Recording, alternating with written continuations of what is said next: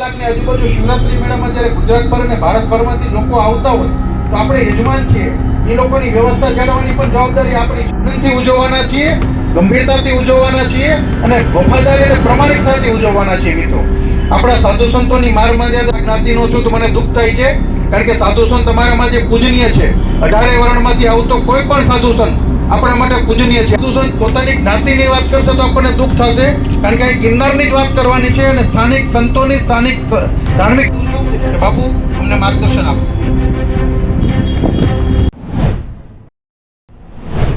વાત આવે કે આ પરંપરા હજારો વર્ષોથી ચાલે છે. ધર્મ રહેશે, ધાર્મિક જગ્યાઓ જે આ કેન્દ્ર બિંદુ છે એ રહેશે તો બાકી બધું રહેશે. એટલે બધું છોડીને ત્યજીને સીધો અહીંયા આવી ગયો, રોટલા ઓટલાની સેવામાં પાછો લાગી ગયો. અને ફક્ત રોટલા ઓટલા સિવાય હું બીજા કોઈ વસ્તુમાં ધ્યાન જ નહોતો આપતો. મને આ મહાદેવગીરીના ચકાચક આવીને બહુ આંગળી કરતા, બહુ આંગળી કરે. અરે પણ ગુંડા સ્વામી હતા, તમને ખબર છે આમ થતું તેમ થતું. મેં બધી વાત સાચી. હું અત્યારે બાપુ રોટલા ને ઓટલા સિવાય મને ખરેખર કોઈ વસ્તુમાં રસ નથી. મને ફક્ત આ કરવા દો, કેમ કે આ હું સાચવીશ ને એ બહુ મોટી વાત છે. એટલું મોટું કમઠાણ છે. અને પણ કદાચ એમ ગિરનારી મહારાજ કોઈ એવી આવાજ કે અનુભૂતિ ને એવું કરાવતા હોય અને રામ ટેકરીવાળા મહારાજ, અમારા મહાદેવગીરી બાપુ, ચકાચક બાપુ, રાણા બાપુ બધા એકવાર ફોન ઉપર વાત કરી મળ્યા અને બધી વાત થઈ. અને એવી વાત થઈ કે ગિરનારના અંદર હવે બહુ દૂષણ વધી રહ્યું છે. અને ગિરનાર મને છે કે મને કોઈ છેડવા માંગતું હોય તો ગિરનારની વાત કહીને, સનાતનની વાત કહીને કંઈ કરે એટલે અંદર પછી મારા ભાવનાઓનું આંદોલન શરૂ થઈ જાય. કેમ કે ગિરનારનું સ્તનપાન કરીને મોટો થયો છું, તો એ પછી માવતરને તો કોઈ ભૂલી ન શકે. એટલે ગિરનારના અંદર દૂષણ વધી રહ્યું છે ને 3-4 ચોક્કસ એવા બહારથી આવીને અહીંયા નિર્ણય લે છે અને સ્થાનિક સંતો સાથે બહુ અન્યાય થાય છે, આવી વાતો બહુ કરવા માંડ્યા. એટલે પછી નક્કી કર્યું કે ચાલો આપણે કંઈક વાત કરીએ. નહીં તો હું મારા રોટલા ને ઓટલા સિવાય બીજું કંઈ, આ મીડિયાવાળા કેટલા મને આવીને આંગળી કરતા. મેં કીધું ભાઈ રાજકારણની વાત દિલ્હીમાં કરો, મને રાજકારણમાં જુનાગઢમાં રસ નથી. 3-4 વર્ષમાં તમે સાંભળ્યું હશે હું ક્યારે બારે આવીને કંઈ નથી કરતો. ઘણા હમણાં કહેતા હોય સંસદની છે અને એ લોકોએ માર ખાધો, અને ફક્ત શા માટે કે પાણીની તકલીફ છે એના લીધે લઈને માર ખાધો. તો એ બહુ તકલીફ થઈ અંદર. એટલે પછી ક્યાં આનું નિવારણ થઈ શકે? તો અહીંયા બધા એમ કે દિલ્હી જાઓ, દિલ્હીમાંથી જ નિર્ણય થાય. જુનાગઢ ફોરેસ્ટ આમાં કંઈ કરી ન શકે, કેમ કે જુનાગઢ ફોરેસ્ટ પાસે એવા અધિકાર નથી. તો સ્વામી ત્યારે શિષ્ય નહોતો બન્યો, સેવા કરતો હતો, જે તમે એને મુક્તાનંદ સ્વામી કે ગુંડા સ્વામી તરીકે ઓળખો છો, એ શિષ્ય નહોતો બન્યો. તો એ શિષ્ય નહોતો બન્યો તો એને સાથે લઈને ગયો. અને ત્યાં જયરામ રમેશ મંત્રી હતા. મને પહેલી વખત, હું તો ગિરનારનો બાવો, મને કઈ રોટલા સિવાય કઈ ખબર નથી પડતી. લોહી પાણી એક કરીને રોટલા ખવડાવતો, લાકડા લેવા જતો, 3-3 કિલોમીટર નીચેથી પાણી ભરતો અને આવું બધું કરતો ને પૂજાવા જતો ને એવું બધું ચાલતું. તો કઈ ખબર નહીં. નાનપણમાં જ ગિરનારમાં આવ્યો, ગિરનારમાં સાધુ પડ્યો. તો દુનિયા ક્યારેય જોઈ જ નહોતી. હવે પહેલી વખત દિલ્હી ગયો તો મને એમ થયું કે ગિરનારમાં બધા આવીને પગે લાગે એવી રીતના દિલ્હીમાં તો આપણે આ સેવા કરીએ છીએ તો સન્માનથી બધું થશે. 6 કલાક બારે બેસવું પડ્યું મંત્રીના ત્યાં ઓફિસના બારે. 6 કલાકે માંડ અંદર લીધો. અંદર લીધા પછી મેં કાગળો આપ્યા કે આ જમીનની માગણી ખાલી પાણીના ટાંકામાંથી આવી તો ખેરાત બાટને કે લીએ થોડી બેઠે, આમ કરીને કાગળો ફેંક્યા અને અંદર તતડી ગયો. બહુ રડ્યો ગિરનાર આવીને દત્ત ભગવાનના પાસે. અને પછી ત્યાં સંકલ્પ કર્યો કે હવે આ લોકોના ગાદીએ બેસીને જ નિર્ણય કરીશ, પણ આ ધર્મના સાથે જે અન્યાય થઈ રહ્યો છે આ નહીં થવા દઈએ. આવો વિચાર અંદર લીધો અને સ્વામીને શિષ્ય બનાવ્યો. અને સ્વામીને કીધું કે ગિરનારની ચિંતા કર અને હું ત્યાં જઈને ચિંતા કરું. એના માટે ગયો ને બધી પછી આગળની યાત્રા તમને ખબર છે. પણ કુદરતે ગિરનારમાં 1991માં હું આવ્યો. ગિરનારના અંદર લોહી પાણી એક કરીને અનછત્રની સેવા કરવાનું કાર્ય શરૂ કર્યું અને કમળકુંડની જગ્યામાં મહંત બન્યો.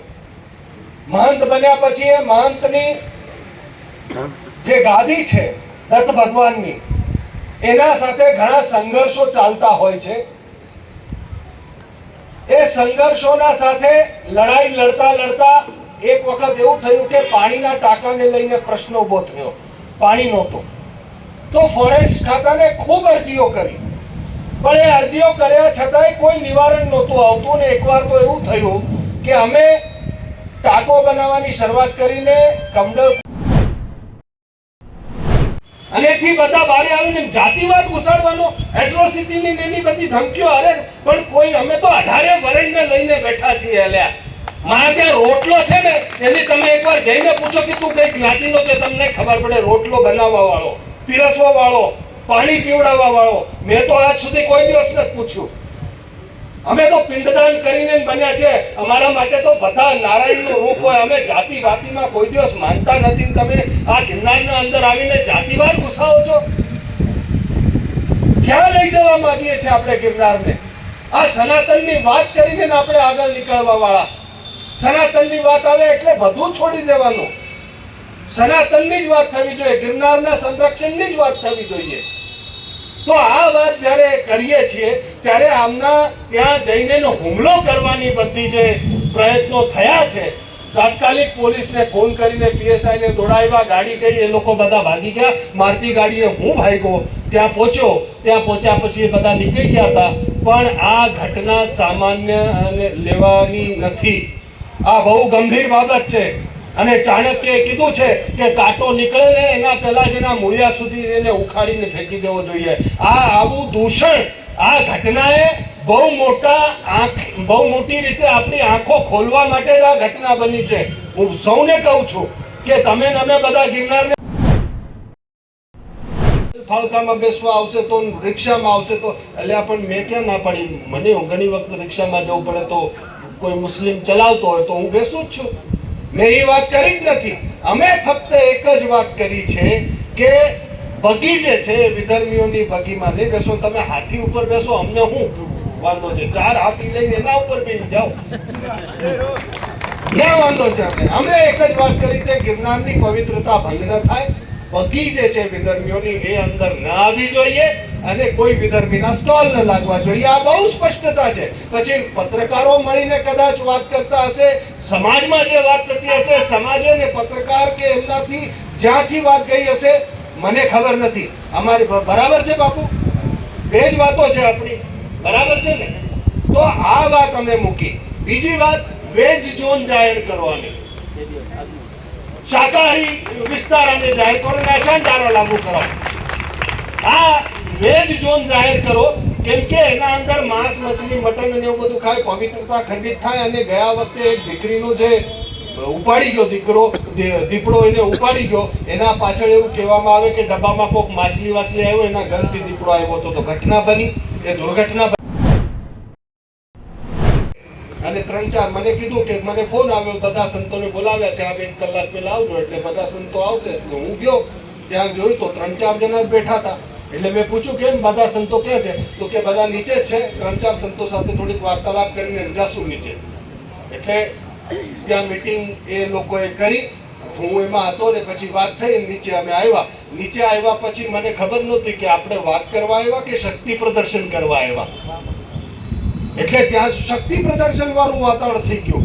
એટલે પછી મને જે વાત, મારો એક સ્વભાવ છે કે સનાતનની વાત આવે ત્યારે સત્યનો આગ્રહ રાખવો, અને એ સત્યનો આગ્રહ બહુ સ્પષ્ટતાથી, આગ્રહથી અને આક્રમકતાથી મૂકવો. પછી ગમે તે હોય સામે સનાતનની વાત છે. એટલે મેં મારી વાત ગમે એટલું શક્તિ પ્રદર્શન હતો તો એ મૂકી કે આમ આટલા મુદ્દાઓ છે. એમાં એક વિધર્મીની બગીઓ છે, એનો વાપર ન થવો જોઈએ, વિધર્મીનો સ્ટોલ ન લાગવો જોઈએ. કે વેજ ઝોન આને જાહેર કરો. અને ગઈકાલે તમે વિડીયો જોયો જ હશે, ઘણા વાયરલ થયો, મટન થતું હતું, કોક બનાવતું હતું ચોકની અંદર, કચ્છ ચોકના અંદર. આ કાવતરું, ષડયંત્ર કે કોકે કર્યું જે હશે એની તપાસ થવી જોઈએ. અને જલ્દીથી આને એક તો વેજ ઝોન જલ્દીથી ડિક્લેર થવો જોઈએ. આ અમારી માંગણી છે. હવે આ બધી વાત જ્યારે ત્યાં કરી અમે, આમાં ઘણા બધા મુદ્દાઓ, 32 મુદ્દાઓ અમે પહેલા જ મીટિંગ કરી લીધી કે ભાઈ સરકારને ને તંત્રને તકલીફ ન પડવી જોઈએ. એટલે અમે બધાએ મળીને પહેલા મીટિંગ કરીને મુદ્દાઓ આપ્યા. અમારો કોઈ આવો આંદોલન કરવો અને રેલીઓ કાઢવી ને એવો કોઈ વિચાર મનમાં નહોતો. અમે સારું મેળો થવો જોઈએ અને આપણે આજે જ છે અહીંયા આપણો મેળો છે એવી વાત કરી, આપણો મેળો છે સારામાં સારો થવો જોઈએ એ વાત કરીને અમે આગળ મુદ્દાની વાત મૂકી. ત્યાં તો તિખારા ઉડવા માંડ્યા कि तुम लोग मीटिंग कर रहा है, तुम ये कर रहा है, वो कर रहा है, આવું બધું ચાલુ થયું. આ ખાડા ખાંડ કરીને ચાલવા દીધું. હવે ત્યાં કલેક્ટરની મીટિંગ પતી એટલે હું ભૂતનાથ આવી ગયો, બધા પોતપોતાની જગ્યામાં આવી ગયા. સાંજે રાતના લગભગ 7, 8, 9 વાગે કે 10 વાગે મને અચાનક મહાદેવગીરી બાપુનો ફોન આવ્યો કે બાપુ 50, 60 જણા સાધુના પેલા ચેલકાઓ છે કે જે કઈ છે, જે કોઈ હવે ગુંડા કોઈ ચેલકા કોઈ જે હશે તે મનેથી એનાથી કઈ મતલબ નથી, પણ એ આવીને અહીંયા ગાળાગાળ કરી રહ્યા છે. अरे તમે क्या कलेक्टर ना अंदर आज मुद्दाओं कीधा कि तुम उसका चमचा है महेशगिरी का અને तुम ये करता है कब्जा हमारा, ये हमारे बाप का अखाड़ा है, नाम ताम અને બધું ચકાચક મહારાજની ગાડી હળગાવવાના પ્રયત્ન કે તમે બહાર નીકળો, તમે આજે બતાવીશ દેશું. આવી બધા સૂત્રોચ્ચાર ત્યાં ચાલુ થઈ ગયા. આ કયો સનાતન છે ને આ ક્યાં જઈ રહ્યો? ગિરનાર સનાતન ધર્મનું કેન્દ્ર બિંદુ છે અને આ ગિરનારના અંદર મહાશિવરાત્રિનો જે મેળો ઉજવાય છે એ મહાશિવરાત્રિના મેળામાં લાખો ભક્તો અહીં આવે છે અને લાખો ભક્તો જે આવે છે ભક્તિનું ભાથું બાંધીને જાય છે. ગિરનાર મેળાના અંદર છેલ્લા થોડા સમયથી ઘણા દૂષણો વધી ગયા છે, એટલે બધા સંતો મળીને આપ જોઈ શકો છો, મહાદેવગીરી બાપુ, રાણા બાપુ, જગુ બાપુ, કિશનદાસ બાપુ અને ઘણા બધા સંતો અહીંયા છે. એ બધા કનૈયાગીરી બાપુ ને બધા વિક્રમગીરી બાપુ ને બધા સંતો છે. બધા સંતો સાથે મળ્યા છે જે સ્થાનિક સંતો છે અને દરેક જ્ઞાતિના પ્રમુખો, 18 વર્ણ જ્ઞાતિ જે હોય એના બધા પ્રમુખો, પ્રબુદ્ધજનો, એસોસિએશન અને ગિરનારની સંસ્થાઓ એ બધાએ મળીને અહીંયા આજે પ્રસ્તાવ નક્કી કર્યો છે. એના મુખ્ય મુદ્દાઓ છે. પહેલો મુદ્દો કે ગિરનારના રવાડીની અંદર વિધર્મીની જે બગી વાપરવામાં આવે છે ન વાપરવામાં આવે, જેથી કરીને પવિત્રતા જે ભંગ થાય છે એ નહીં થાય. બીજો મુદ્દો, ગિરનારના આ શિવરાત્રિના મેળાના અંદર કોઈ પણ વિધર્મીને સ્ટોલ આપવામાં ના આવે, જેથી કરીને અમારા બેન દીકરીઓની સુરક્ષા અને પવિત્રતા ભંગ કરવામાં જે આ બધું થાય છે એ ન થાય. અને ત્રીજી વાત, મહાદેવગીરી બાપુ અને ચકાચક બાપુ એમના ઉપર જે હુમલો કરવા માટે 50-60 સાધુઓ ગયા હતા, તો એ સનાતન વિરોધના જે કંઈ એમના પ્રકાર હશે એને અમે વખોડીએ છીએ બધા સંતો મળીને. અને એ વખોડવા માટે જ અમે અહીંયા 3 તારીખે બહુ મોટું સનાતન સંમેલન અહીંયા બોલાવી રહ્યા છે અને પછી એક અમારી ઔપચારિક રેલી અહીંથી દત્ત ચોક સુધી જશે. અમે અખાડામાં પ્રસ્તાવ આપશું અને તંત્રને પ્રસ્તાવ આપશું. અખાડાને જે પ્રસ્તાવ આપશું એમાં વિધર્મીની બગી ના વાપરે એના માટે, અને તંત્રને જે પ્રસ્તાવ આપશું એના અંદર અમારું ખાસ કહેવાનું હશે કે આપ અહીંયા કોઈને વિધર્મીઓને સ્ટોલ ના આપો. અને આવા બીજા પણ મુદ્દાઓ એની સાથે જોડાશે. વેપારી એસોસિએશનની જે માંગ છે કે પ્લાસ્ટિક બંધ થવો જ જોઈએ, પણ મહાશિવરાત્રિના માટે થોડુંક મોકૂફ રાખીને પછી તમે આને કરો, તો એ પણ વાતોને અમે સમર્થન આપીને આગળ બધા વધી રહ્યા છે. ગિરનાર ઉપરની દુકાનો, ગિરનાર નીચેની દુકાનો, એની એસોસિએશન પણ અહીંયા સાથે છે. તો આ બધા મુદ્દાઓને લઈને આજે અમે ભેગા મળ્યા હતા દામોદર કુંડના પ્રાંગણમાં. તો આજે આ સંતોએ બધાએ મળીને અને સમાજે મળીને પ્રસ્તાવને અનુમોદન આપ્યું છે. ભવનાથ વિસ્તારની અંદરનો એક વિડીયો વાયરલ થયો છે, આપની પણ માંગ છે કે વેજ ઝોન જાહેર. હા, ત્રીજો મુદ્દો જે આમાં જોડવાનો છે એ વેજ ઝોનની અમારી પહેલેથી જ માગણી છે કે ગિરનારને જેમ અયોધ્યાના અંદર, કૃષ્ણભૂમિના અંદર, બનારસના અંદર એક ક્ષેત્રને વેજ ઝોન તરીકે સરકારે જાહેર કર્યો, એમ ગિરનારના આખા ક્ષેત્રને વેજ ઝોન તરીકે જાહેર કરવામાં આવે. હમણાં મેળો 2-3 દિવસ જ દૂર છે અને કાલે અહીંયા દત્ત ચોકમાં કોઈ ષડયંત્ર કરીને મટન પકાવવામાં આવતું હતું, એનાથી બધા સંતો દુઃખી થયા છે. એટલે તાત્કાલિક આને વેજ ઝોન ડિક્લેર કરવામાં આવે તંત્ર તરફથી, એવી પણ માગણી અમે સાથે મૂકી રહ્યા છીએ. બાપુ, કાર્યવાહી થવી જોઈએ આજે? બિલકુલ થવી જોઈએ. ઉદ્દંડતા જેને કરી હોય એને દંડ મળવો જ જોઈએ, મળવો જ જોઈએ. હવે આગળની વાત મહાદેવગીરી બાપુ કહેશે. જય ગિરનાર. માટે બધા અહીંના સાંસદોને બધું કહેશે કે કેટલી ત્યાં મેં લડાઈ લડીને એ રોપવે મંજૂર કરાવવા માટે આગળ મેં કામ કર્યું છે. અને એક બાવાની શકે તો અહીંથી દિલ્હી જઈને શું કરી શકે? ઔરંગઝેબ રોડનું નામ બદલી શકે છે. એ પહેલી વખત મેં બદલ્યું છે. તો તમે વિચાર કરો, બાવાની શકે ને આ વખતે સટકી ગઈ છે. હવે આ સટકી છે, હવે આ શું કરાવશે એ ગિરનારી નક્કી કરશે. આ ગિરનારી નક્કી કરશે.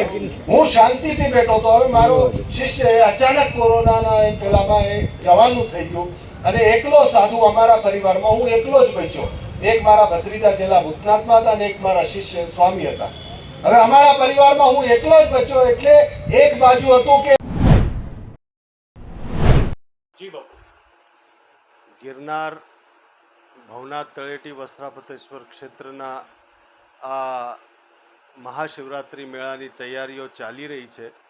ત્યારે અમે બધા સ્થાનિક સંતોએ મળીને માંગ રાખી છે, એવી માગણી કરી છે કે તળેટી ક્ષેત્ર અને ગિરનાર ક્ષેત્રને વેજ ઝોન ડિક્લેર કરવામાં આવે અને સાથે જ અશાંત ધારા લાગુ કરવામાં આવે.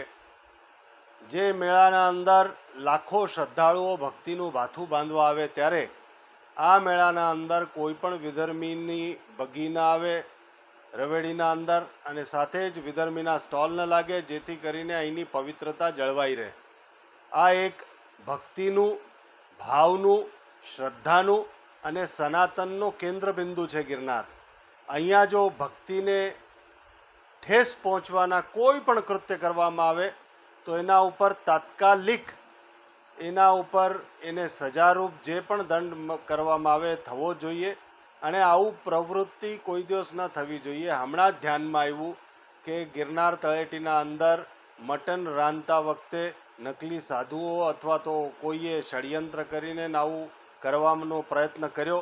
મારી સરકારને, તંત્રને ખાસ વિનંતી છે કે આપે તરત જ આના ઉપર પગલાં લેવા જોઈએ અને આવા ષડયંત્રને જે આગળ વધારી રહ્યા છે એવાઓને ગોતીને એમને દંડ કરવા જોઈએ, જેથીને લાખો શ્રદ્ધાળુઓના ભક્તિને ઠેસ ન પહોંચે.